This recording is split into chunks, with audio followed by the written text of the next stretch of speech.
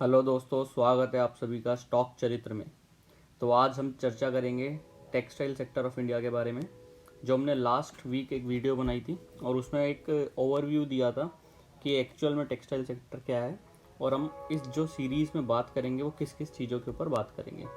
तो चलिए चर्चा शुरू करें। तो सबसे पहले एक कंटेंट की बात करते हैं कि इस वीडियो में हम किस किस कंटेंट की बात करेंगे। तो एक जनरल एक ओवरव्यू की बात करेंगे और थोड़े से नंबर जानने की कोशिश करेंगे कि इस सेक्टर से रिलेटेड इंडियन इकोनॉमी में क्या जो नंबर है वो। फिर एक डिवीज़न की बात करेंगे कि टेक्सटाइल सेक्टर किस किस सब सेगमेंट्स में डिवाइडेड है। इसके बाद थर्ड हम एक बात करेंगे कि क्या इनका मैन्युफैक्चरिंग का प्रोसेस क्या होता है, कि वो पहले क्या बनता है या किन दो चीज़ों को मिला के एक नया तरीके का प्रोडक्ट बनता है। तो इस तरीके की कुछ चर्चा करेंगे। फिर एक ओवरऑल एक बात करेंगे कि मेजर टेक्सटाइल जो हमारे प्लेयर्स हैं, कंपनीज क्या क्या है, उनके बारे में बात करेंगे और उनका कहाँ कहाँ पे बिजनेस है।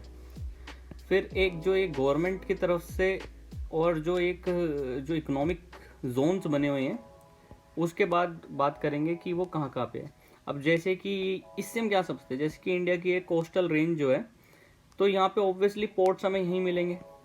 तो ऐसे ही जो टेक्सटाइल के सेंटर्स है वो वहीं मिलेंगे जहाँ पे टेक्सटाइल की जो पुराना बिजनेस होता था वो है, और उसके बाद उसी जगह के आसपास वो डेवलप हुए, जैसे कि लुधियाना है, अमृतसर है, उसके बाद हमारा अहमदाबाद है, सूरत है, और कोलकाता है, वाराणसी है। तो इस तरीके के जो सेक्टर्स है और जो वहाँ की स्पेशलिटी है उसकी बात करेंगे। फिर एक क्लासिफिकेशन की बात करेंगे कौन कंपनीज के, और इसी में हम जो आज 4 अलग अलग तरह की कंपनी लेकर आए हैं उनकी चर्चा करेंगे चार्ट पे। अगर हम ओवरव्यू की बात करें तो इंडिया कॉटन और जूट का सबसे बड़ा प्रोड्यूसर है, और जो टेक्सटाइल फाइबर जो है इसका सेकंड लार्जेस्ट प्रोड्यूसर है। अगर हम इंडिया की मैन्युफैक्चरिंग कैपेसिटी की बात करें कि टेक्सटाइल सेक्टर की, जो हमारा कपड़ा है, कॉटन है, जूट है, सिल्क है, इनकी जो मैन्युफैक्चरिंग है उसमें अगर हम वर्ल्ड में देखें तो हम सेकंड बिगेस्ट प्लेयर है, जहाँ पे सबसे बड़ी कैपेसिटी है मैन्युफैक्चरिंग की। तो स्कोप वाइज देखें हम तो भी हमारे पास एक तो ऊपर जाने का स्कोप तो है ही, साथ में हमारे पास स्कोप ये भी है कि अगर इस सेक्टर में जो प्रोडक्शन लिंक्ड इंसेंटिव वाली जो स्कीम है वो होगी तो जो ऑल ओवर द वर्ल्ड है उसका हब बन सकता है इंडिया टेक्सटाइल सेक्टर का। अगर हम ट्रेड की बात करें तो वर्ल्ड की 5% ट्रेड इंडिया से होती है, और लगभग 4.5 करोड़ लोग इस सेक्टर में काम करते हैं। वो ऑर्गेनाइज्ड भी हो सकता है, अनऑर्गेनाइज्ड भी हो सकता है, लेकिन लगभग 4.5 करोड़ लोग इस सेक्टर में काम करते हैं। अगर हम एक डिवीज़न की बात करें तो जो टेक्सटाइल इंडस्ट्रीज है वो 2 पार्ट में डिवाइडेड है, एक नेचुरल और एक मैन मेड। जो हमारे नेचुरल है वो वूल, जूट, सिल्क, कॉटन है, और जो हमारे मैन मेड है वो सिंथेटिक है, नाइलॉन है, फिर उसके बाद विस्कोस के है, तो सेलुलोज के, रेयॉन के कपड़े हैं। तो ये हमारे मैन मेड में। उसके बाद जो हमारा नेचुरल वाला सेगमेंट है उसको हमने ऑर्गेनाइज सेक्टर और डिसेंट्रलाइज सेक्टर में डिवाइड किया है। ऑर्गेनाइज सेक्टर में हमारी स्पिनिंग मिल्स है जो कि बड़ी बड़ी कंपनियां हैं, इसके अंदर हमारी ट्राइडेंट आती है, फिलाटेक्स भी इसी में आती है, और केपीआर मिल्स है वो भी इसी का पार्ट है। अगर हम खादी की बात करें तो खादी इंडिया के नाम से आपने सुना होगा कि बहुत बड़ा एक गवर्नमेंट का एक इनिशिएटिव है। पावरलूम और हैंडलूम की बात करें तो ये बहुत छोटे स्केल पे बात होती है, और जो हमारा एक डिस्ट्रीब्यूशन है इंडस्ट्रीज़ का इंडिया में, तो उसमें कॉटेज इंडस्ट्रीज़ होती हैं। अगर हम एक मैन्युफैक्चरिंग प्रोसेस की बात करें तो सबसे पहले हमारा क्या प्रोसेस जो है, रॉ मटेरियल, उसमें फिर गिनिंग होगी, स्पिनिंग होगा, फिर वीविंग, निटिंग, प्रोसेसिंग, और फिर गारमेंट बनता है। अगर हम आउटपुट की बात करें तो हम सबसे पहले हमें कॉटन मिल सकता है, जूट, सिल्क, उसके बाद इसको प्रोसेस करेंगे तो फाइबर, फिर यान, इसमें मोनोलिथिक भी होते हैं और मतलब सिंगल कलर और मल्टीपल कलर। फिर उसके बाद इसके जो नेक्स्ट है वो फैब्रिक बनता है, यहाँ पे कपड़ा बन जाता है हमारा। फिर प्रोसेस्ड कि अगर उसमें भी हमें कुछ चेंज आगे करना हो, और फिर फाइनली उसको स्टिच करके या जो भी मतलब हमें उसको डिज़ाइन देना है वो हमारे फाइनल में आ जाते हैं। इसके अलावा भी कुछ प्रोसेस होते हैं जो कि डिज़ाइन से रिलेटेड होते हैं। तो जैसे कि आजकल एक ब्लॉक प्रिंटिंग का बहुत चल रहा है, साथ में स्क्रीन प्रिंटिंग चल रहा है। तो लेडीज़ सेगमेंट में जो साड़ी हो गए और सूट्स हो गए, आजकल कुर्ती हैं, उसमें ब्लॉक और स्क्रीन प्रिंटिंग का बहुत ज़्यादा आजकल ट्रेंड है। स्क्रीन प्रिंटिंग जो है ये टी शर्ट्स में भी बहुत ज़्यादा काम आती है कि एक स्क्रीन रखी है, पेंट किया और हमने 1 मिनट में हमारी T shirt ready. Pillow cover में बहुत काम आती है। तो ये हमारा सेगमेंट है। यहाँ पे एक टेक्निकल टेक्सटाइल की बात है जी, हमने लास्ट अपनी वीडियो में बात की थी कि टेक्निकल जो टेक्सटाइल है वो जनरली क्या है कि हम इन्हीं प्रोडक्ट्स को यूज़ करके कुछ एक नई कैटेगरी का एक प्रोडक्ट बनाते हैं जो एक किसी चीज़ में स्पेशलिस्ट होता है। वो स्पेशलिटी जो है वो उसको टेक्निकल टेक्सटाइल बनाती है। जैसे कि पीपीई किट, कि वो प्लास्टिक के मटेरियल को हमने मिक्स किया और फिर उसके बाद उसको बनाया, तो जो हमारी किट बनी वो रेजिस्टेंट हो गई जो हमारे वायरस है उससे। फिर उसके बाद हमारे ग्लव्स हो गए जिसमें लेटेक्स यूज़ होता है। फिर उसके बाद जो हमारे शूज़, जो आजकल आपने एक डीकैथलन करके कंपनी उसका सुना होगा, उसके शूज़ जो हैं वो अलग अलग टेम्परेचर रेंजेस में होते हैं। फिर इनकी जैकेट्स होती हैं जो टेम्परेचर जो है -50 तक उसमें भी चलती हैं। तो ये सब जो है टेक्निकल टेक्सटाइल्स में आते हैं। इसकी एक बहुत अच्छी कंपनी है गारवेयर टेक्निकल फाइबर। ये हमने अपने चैनल पे डिस्कस करी थी लगभग शायद जब 1800 के आसपास था, अभी 2650 के आसपास ये चल रहा है। आगे आने वाली वीडियो में इस पर भी हम चर्चा करेंगे और इसका एक लॉन्ग टर्म जो इसका एनालिसिस है वो करने की कोशिश करेंगे। अगर हम मेजर टेक्सटाइल प्लेयर्स की बात करें तो अभी हम यहाँ देख पा रहे हैं कि लगभग हमारे पास 12 अलग अलग स्टेट है और उसमें हमने दे रखा है कि कौन कौन सी कंपनीज काम कर सकती। इसमें बहुत सारी ऐसी कंपनी है जो रजिस्टर्ड मतलब एनएससी के ऊपर ना हो, उस पर ट्रेड ना होती हो, लेकिन फिर भी जो ट्रेड होती है उन कंपनीज के बारे में हम ज़रूर बात करेंगे। अगर हम सेंटर्स की बात करें कि कहाँ कहाँ पे मेजर सेंटर है, तो हमने लुधियाना की बात करी। कश्मीर जो हमारे यहाँ, वहाँ पे पश्मीना की शॉल्स वगैरह का बहुत अच्छा काम होता है। तो जो हमारा नॉर्थ इंडिया है, सर्दी ज़्यादातर यहीं रहती है, तो 80% वुलन वर्क यहीं होता है। अगर हम ईस्ट बिहार की तरफ, नॉर्थ ईस्ट की तरफ जाए तो जो एरिया है वहाँ पे कॉटन और जूट की इंडस्ट्रीज़ का बहुत है। और अभी रिसेंटली जो गवर्नमेंट की तरफ से पिछले जो 6 साल में जूट इंडस्ट्रीज़ के ऊपर बहुत फोकस किया गया है, क्योंकि ये प्लास्टिक का बिहाफ पे, मतलब अगर उसको या ना यूज़ करें तो प्लास्टिक की जगह हम जूट के मटेरियल यूज़ करके प्लास्टिक को बिल्कुल ख़त्म कर सकते हैं अपने यूजेस से। अगर हम साउथ की बात करें तो जो सिल्क है वो हमारा साउथ में मिलता है और यहाँ की जो सिल्क की साड़ी है वो बहुत मशहूर है। अगर हम वेस्ट साइड में जाए तो जैसे कि हमने अहमदाबाद, सूरत की बात करी, तो ये कॉटन इंडस्ट्रीज़ का एक बहुत बड़ा सेंटर है। और आपने अहमदाबाद का तो सुना होगा कि अहमदाबाद को मैनचेस्टर ऑफ इंडिया भी कहा जाता है। कि टेक्सटाइल में हम बात करते हैं जो हमारी बड़ी कंपनीज़ हैं जिनका रेडीमेड क्लोथिंग का और रेडीमेड से एक स्टेप पीछे का जो हमारा प्रोसेस है उसमें काम करते हैं। रेडीमेड क्लोथिंग में हम सिर्फ उन कंपनीज की बात नहीं करेंगे कि जो रेडीमेड है, इसके अलावा भी बात करेंगे जो साथ में उस चीज़ को ट्रेड भी करते हैं। उनके शोरूम थे जैसे कि डब्ल्यू है, ऑरेलिया है, बीबा है और एक्सेट्रा। और हमने कुछ आदित्य बिरला फैशन की भी कंपनीज की बात करी थी, लुई फिलिपी, तो ये सब उसमें आ जाती हैं। स्पिनिंग की अगर कंपनी की बात करें हम तो इसमें ट्राइडेंट आती है, फिलाटेक्स आती है। अगर हम कॉटन की इंडस्ट्रीज़ की बात करें तो अंबिका कॉटन है। सिल्क की बात करें तो सियाराम सिल्क है। अगर हम यान की बात करें तो जो फिलाटेक्स है ये भी एक मोनोलिथिक यान की कंपनी है जो कि सिंगल कलर के फैब्रिक्स भी बनाती है।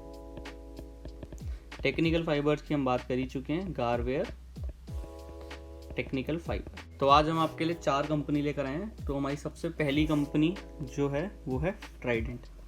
एक इसका हम वीकली चार्ट लेकर आए हैं और जानने की कोशिश करते हैं कि कंपनी कैसा परफॉर्म कर रही है। तो लगभग कंपनी जो हमें यहाँ से चार्ट पे दिखाई दे रहा है, लगभग 2011 से लेके हमारे पास चार्ट है और अभी 2021 हमारा चल रहा है। तो लगभग 10 साल का एक चार्ट है। अगर हम देखें तो 2011 से लेके 2015 के मिड तक कंपनी में कुछ ज़्यादा बहुत अच्छा काम नहीं हुआ। लगभग 50 पैसे से लेके 3 रुपये 2.5 रुपये के आसपास तक कंपनी ने काम किया और 15 जून के बाद वाले वीक से ये करीब करीब जो 2.5 रुपये की चाल थी 2.5 रुपये से 11 रुपये के आसपास तक गया। और अगर हम थोड़ा सा और यहाँ पे देखें कि 2015 की स्टार्टिंग से लेके 2018 तक यहाँ पे, तो 3 साल में 1 रुपये का स्टॉक जो है 11 रुपये का हो गया, लगभग 1100% के रिटर्न्स। सेम अगर हम बात करें कि उसके बाद अगर हम एक करेक्टिव फेज़ में गए और 2018 से लेके अभी तक जो हम एक करेक्टिव फेज़ हमने यहाँ पे था और यहाँ से हमने एक ब्रेकआउट दिया, तो 3 साल की एक करेक्शन करिए तो आगे आने वाले जो ये हमारे 3 साल थे, फिर हमने 3 साल आगे करा, तो आगे वाले 3 साल में हम एक अप ट्रेंड में रहेंगे। और अगर हम इलियट की वेव की बात करें तो ये हमारी वेव 1 हुई, जो ये वाला जो हमारा ऊपर गए हम, ये हमारा वेव 2 हुआ क्योंकि हमने वेव 1 का जो बॉटम था उसको यहाँ नहीं काटा। तो लगभग अगर हमारी यहाँ से वेव 3 स्टार्ट हो गई है, कन्फर्मेशन आ गई है, तो यहाँ से आगे आने वाले 3 साल में हम जो हमारा पहला जो ये रिटर्न आया है लगभग इसके आसपास कहीं रिटर्न्स दे सकते हैं। तो अगर हम 11 पर जो हमारा 11 टाइम्स हुआ था उसकी जगह अगर हम माने कि 10 टाइम्स भी अगर हमारे रिटर्न आते हैं, तो यहाँ 11 रुपये से अगर हमारा 10 टाइम्स होता है तो आगे आने वाले 3 साल के अंदर हमें 110 से ऊपर के लेवल्स देखने को मिल सकते हैं, क्योंकि एक बहुत बढ़िया लेवल्स है और एक बहुत अच्छे रिटर्न्स, क्योंकि हम जो देख कर आ रहे हैं कि किस तरीके का काम हो रहा है, तो उस हिसाब से हमने एक एनालिसिस किया। अगर हम छोटे टाइम फ्रेम की बात करें और बात करें कि ये जो भी 3 महीने में काम हुआ है, तो उसके बारे में देखते हैं। ये हमारा लास्ट 3 महीने का काम है, जब हमने 6 जनवरी को एक टॉप टाइप बनाया 17 रुपये पे एक लोकल टॉप, और उसके बाद अभी हम 13 रुपये 40 पैसे और 14 रुपये के आसपास कहीं काम कर रहे हैं।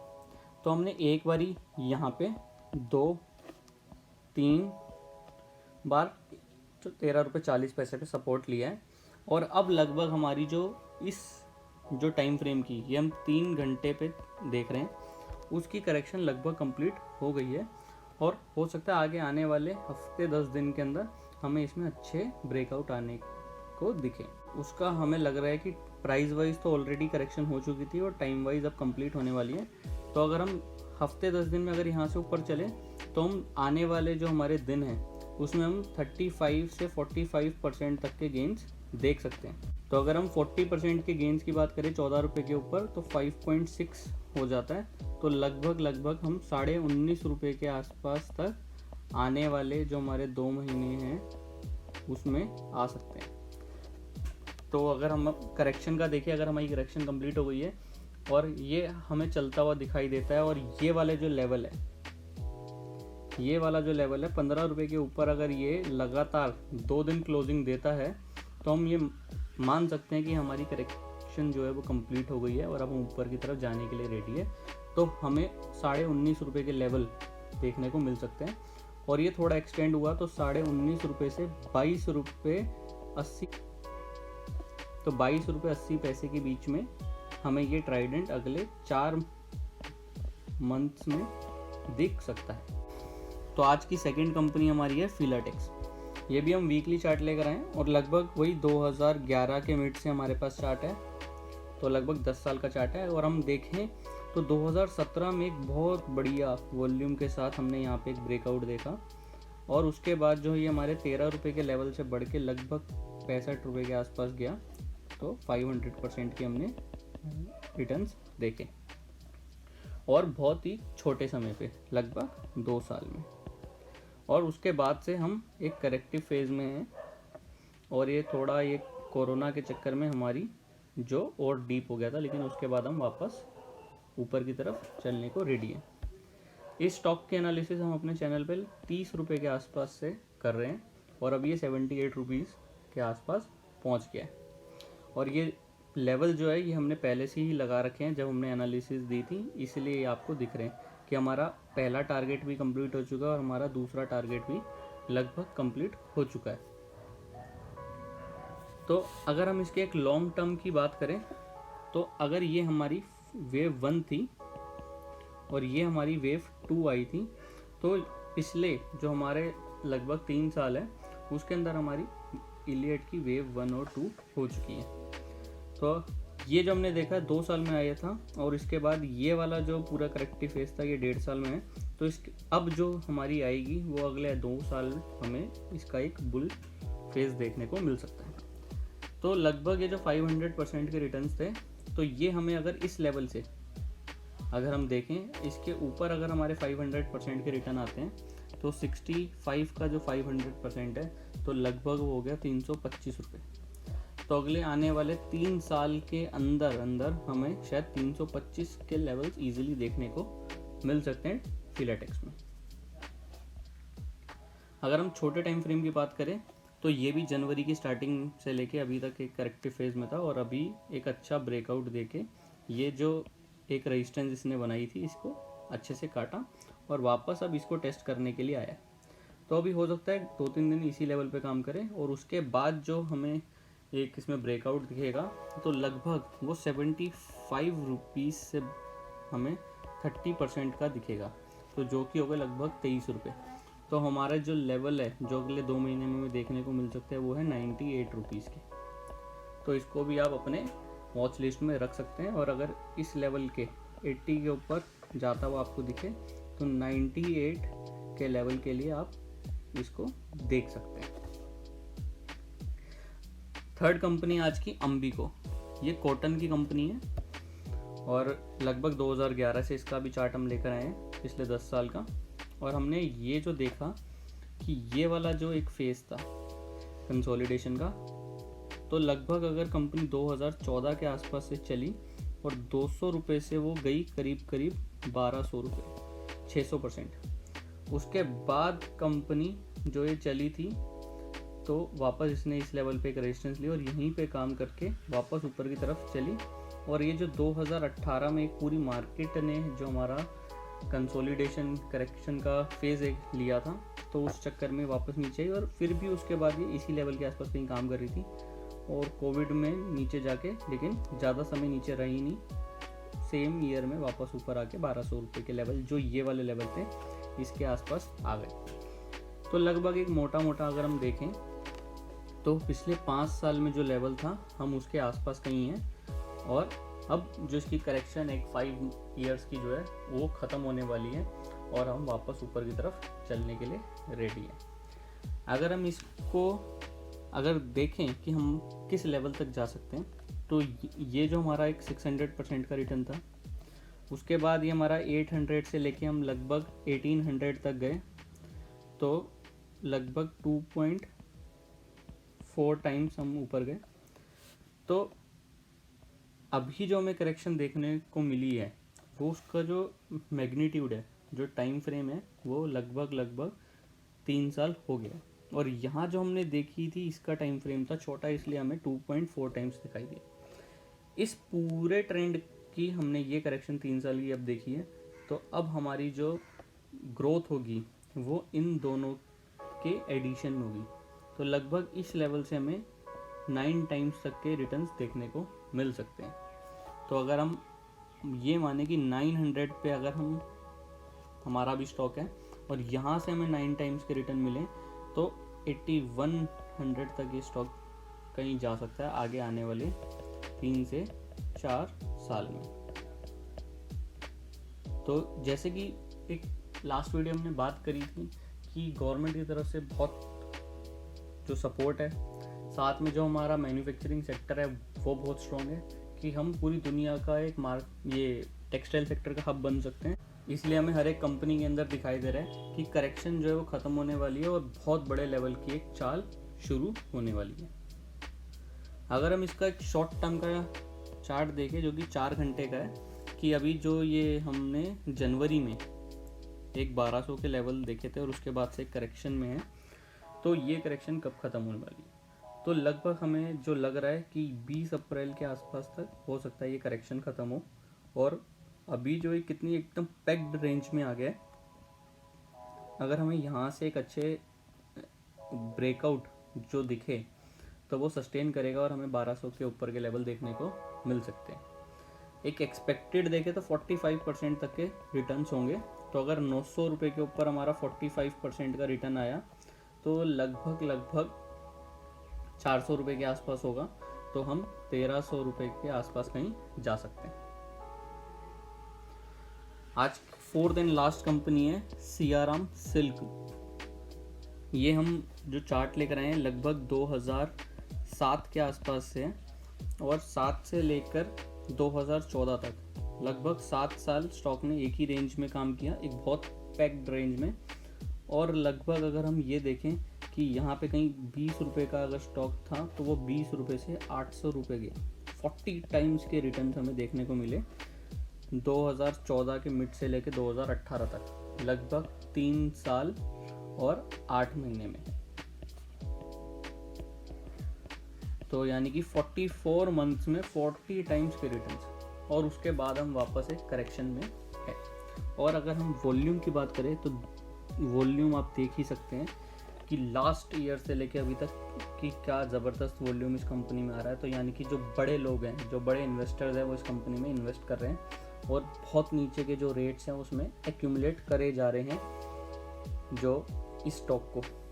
तो आप ये भी देख सकते हैं कि जब ये 2015 से लेके 16 के बीच में एक रेंज में था तो भी इसी लेवल पे था और अभी भी लगभग इसी लेवल के आसपास ये नीचे गया और वापस ऊपर आ गया और अब यहीं पे मेजर सपोर्ट बना रहा है। तो अगर स्टॉक यहाँ से चलता है और अगर हम इसको फ्लैट करेक्शन भी मान लें कि ये एक वेव थी और ये नीचे आया, तो हमें ये वाले लेवल तो सबसे पहले देखने को मिल सकते हैं आगे आने वाले 2 से 3 साल के अंदर। इसके बाद हमारी ग्रोथ आगे की स्टार्ट होगी। और अगर हम ये छोटी सी बात करें कि ये तो सिर्फ 4 टाइम्स हुआ और यहाँ ही 40 टाइम्स बढ़ा था, तो अगर इस मैग्नीट्यूड का हमारा 1/4 टाइम्स 10 टाइम्स भी बढ़ा तो यहाँ से लगभग हम 2000 रुपये के लेवल्स भी देख सकते हैं। तो एक लॉन्ग टर्म में जो अभी हमने 4 स्टॉक की बात करी और अगर इसकी बात करें तो 200 रुपये से अगर हम 10 टाइम्स भी माने तो हमें 2000 के लेवल देखने को मिल सकते हैं आगे आने वाले 3 साल में। तो सिर्फ एक कंपनी नहीं, टेक्सटाइल सेक्टर की सारी कंपनी अलग अलग तरीके की, क्योंकि हमारा ट्राइडेंट जो था स्पिनिंग का था, फिलाटेक्स स्पिनिंग का था, अम्बिको कॉटन की कंपनी है, सियाराम सिल्क की कंपनी है। तो सिर्फ एक में नहीं, हमें हर एक तरीके का जो उसका सब सेगमेंट है टेक्सटाइल सेक्टर का, सब में तेजी के आसार दिख रहे हैं और सारे स्टॉक बहुत अच्छा परफॉर्म कर सकते हैं। अगर हम इसके एक शॉर्ट टर्म के चार्ट की बात करें जो कि हमारा लगभग दिसंबर के मिड से है, 15 दिसंबर के आसपास से, तो ये 4 घंटे का हमारा और 4 घंटे में हम देख सकते हैं कि लगभग इस पैक्ड रेंज में हमने काम किया 180 से लेकर 220 की। और अभी एक बहुत अच्छी एक ग्रीन कैंडल हमने 2 दिन पहले बनाई है, तो हो सकता है हम, और वॉल्यूम भी आप देख सकते हैं कि बहुत अच्छी वॉल्यूम आई है। तो आगे आने वाले दिनों में ये हमारी ब्रेकआउट कैंडल हो सकती है और इस लेवल के ऊपर हमें लगभग 40% के गेंस देखने को मिल सकते हैं। तो अगर इस लेवल के ऊपर 40% हुआ तो लगभग 88 रुपीज़, 308 रुपये अगले 2 महीने में हमें इस स्टॉक में देखने को मिल सकता है। तो आप इसको भी अपनी वॉच लिस्ट में रख सकते हैं। तो आपको हमारी वीडियो कैसी लगी ये ज़रूर कमेंट सेक्शन में लिख के बताइएगा और लाइक सब्सक्राइब ज़रूर कीजिएगा। अगर आपने अभी तक हमारे चैनल को सब्सक्राइब नहीं किया है तो सब्सक्राइब करके बेल आइकन ज़रूर दबाइए, जिससे कि आप कोई भी जो हमारी नई वीडियो आने वाली है उसकी नोटिफिकेशन मिस ना करें और जो आपको एक एनालिसिस चाहिए काम करने के लिए वो आपको मिलती रहे। Thank you, have a nice day.